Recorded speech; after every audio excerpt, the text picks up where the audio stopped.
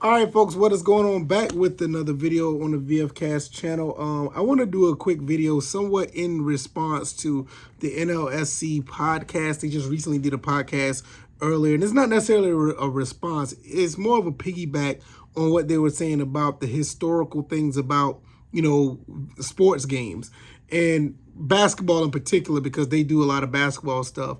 I know a lot of you guys come here for like the other game and stuff, but first and foremost, I am a basketball or mostly football gamer. And I love sports. I do play all other games, but mostly I'm a big sports guy.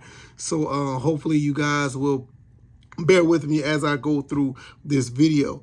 Nevertheless, the guys at NLSC did a phenomenal job on their last episode talking about just the packaging and the historical value to some of these games. Because when you become a collector, you do want, everything intact when you collect games. You just don't want a bunch of loose copies. And I know you see some loose copies like right here of Super Nintendo games.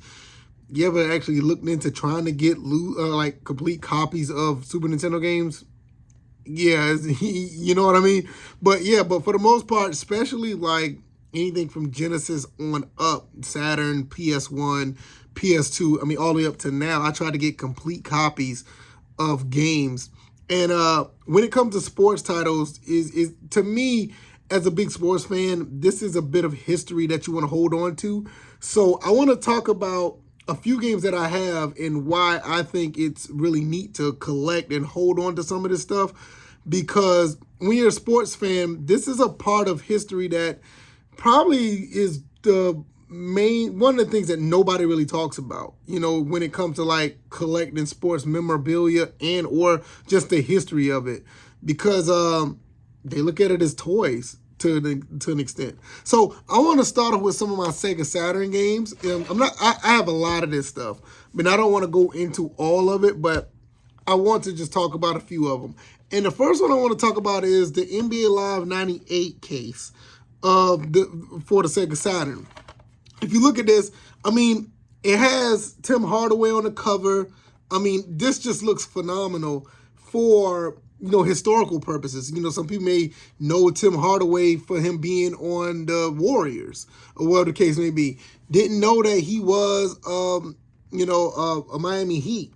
And not only that, it's just the look of it. Like, it has like this old 90s vibe to it. And it's just a piece of history that at one point this was like really cool looking, and I mean, just look at this. I don't want to go through the entire booklet or whatever, but just look at NBA Group. This just screams 90s. And this is just a phenomenal looking, piece of work, and it tells you about some of the music that they had. The NBA Grooves was this actual CD that came out that was actually, put together. So, stuff like this is like really cool. And I want to jump to the next one because I don't want to hold you guys up too long. The next one is something that a lot of people may not know about, that this game it was a thing. Also came out at the same time as, NBA Live. NBA Action 98 with Kobe Bryant on the cover, the late Kobe Bryant. I don't think too many people think about this game too much, but this is maybe the first game Kobe was on the cover of. But nevertheless, he has on number 8. A lot of people know number 8 Kobe and number 24 Kobe, but it's just one of those rare games that I don't think that Kobe's ever wore number 8 on the cover of a game, let alone, maybe I'm wrong, I don't know. Yeah, I think it was on the N64 games. But nevertheless, but you see, like, this is really cool. And you look at the back of it, once again, it gives you, like, this 90s feel of with the font and everything just looks so, like, rad or whatever. You know what I'm saying? And, oh, my goodness. I'll get that in a second. But when you look at this, I mean, just Sega at its finest. So, that's not talking about the game per se, but it's just Sega at its finest, when it's just talking about, how Sega was back then. I need to put this back on, but you kind of get what I'm saying. It's like this type of stuff is like really cool.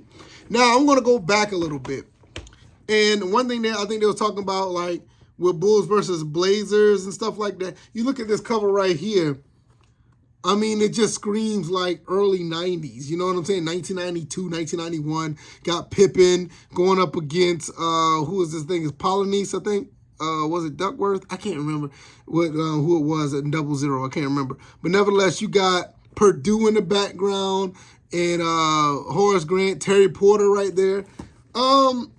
Like I said, it's just a beautiful thing. I mean, you look at the back, it just has all the old teams. Like, some people may not even realize that, you know, some of these teams made the playoffs back then, but it's just a piece of nostalgia that it has. And it, like I said, it's a part of memorabilia that's just beautiful. I mean, it just looks really good.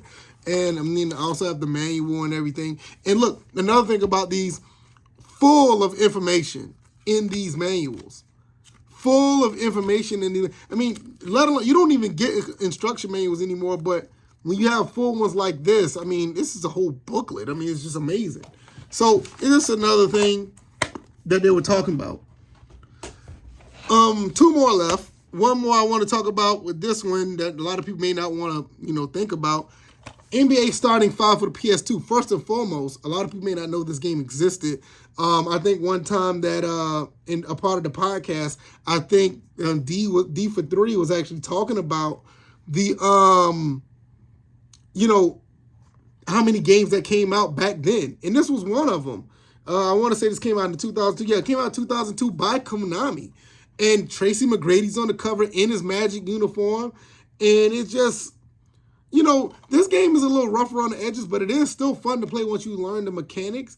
But it just goes to show, like, look, it's just another part of history. A lot of people know Tracy McGrady, in some cases, from the Raptors or even the